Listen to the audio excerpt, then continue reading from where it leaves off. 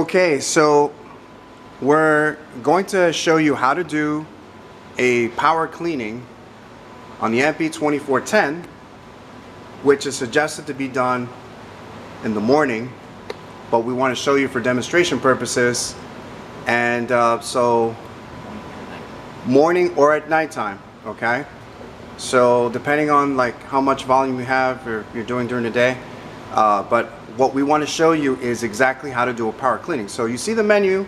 Okay, so we have one of the employees from GTS.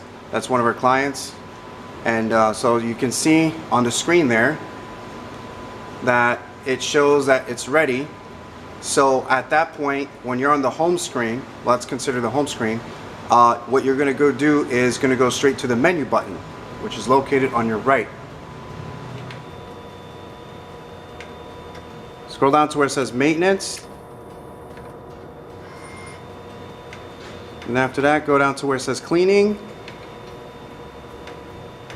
and then press power cleaning and then execute, and that's it.